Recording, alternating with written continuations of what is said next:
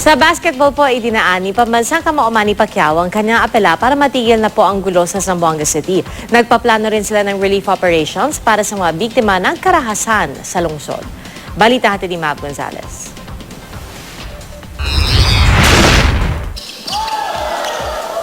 Ang panawagan ni Pambansang Kamao Manny Pacquiao para sa kapayapaan sa Zamboanga City, dinaan nila sa isang basketball game.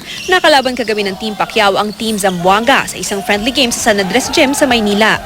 Nagpapasalamat kami kay Manny Pacquiao, gracias kat kunele, because na pinapakita niya yung concern niya sa Zamboanga City, especially now na medyo magulo sa Zamboanga.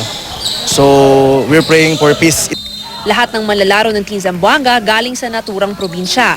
May mga college players at meron din galing ng PBA gaya ni Chester Tolomia at Gilbert Malabanan.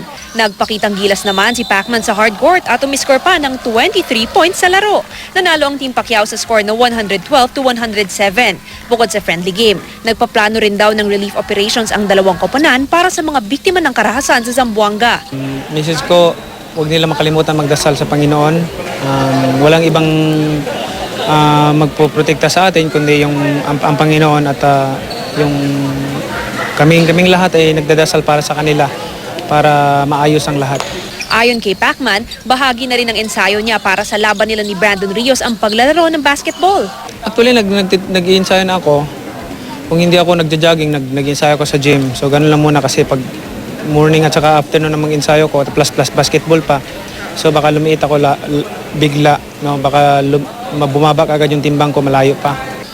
Magtutungo na ang pound for pound king sa General Santos City sa susunod na linggo para paghandaan ang laban nila ni Rios sa Nobyembre. Mav Gonzalez, GMA News.